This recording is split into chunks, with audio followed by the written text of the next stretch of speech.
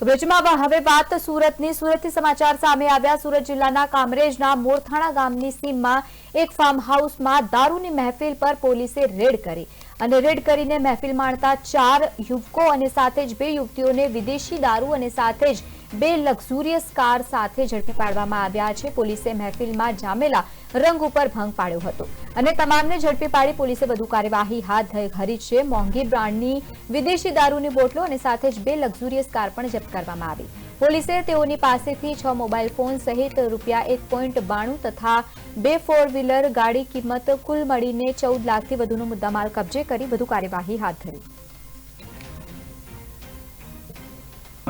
કે કામરેજ પોસ્ટે વિસ્તારમાં આવેલ અલગ અલગ ફાર્મ હાઉસમાં જો કોઈ પણ પ્રકારની ગેરકાયદેસરની પ્રવૃત્તિ થતી હોય તો તે અન્વયે કાયદેસરની કાર્યવાહી કરવી।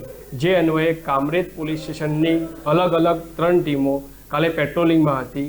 તે દરમિયાન સેગવા ગામની સીમમાં આવતા પેટ્રોલિંગ ટીમમાં સાથેના પોલીસ કોન્સ્ટેબલ નામદેવભાઈને બાતમી હકીકત મળેલ કે મોરથાણા ગામની સીમમાં સિલ્વર અંબરલેન્ડમાં આવેલ ફાર્મ નંબર 69માં 4 યુવાનો તથા 2 યુવતીઓ બેસી અને દારૂની પાર્ટી કરે છે।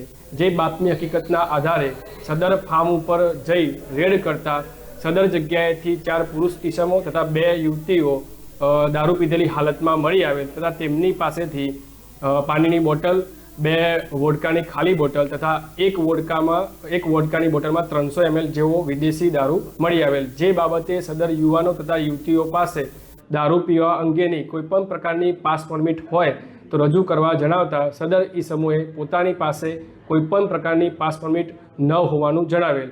જે અંગે કામરેજ પોલીસ સ્ટેશન ખાતે પ્રોહિબિશન એક્ટ હેઠળ ગુનો દાખલ કરી સદર તમામ ઈસમોનું મેડિકલ કરાવી આગળની તપાસ PSI શ્રી ચાવડા સાહેબને સોંપેલ।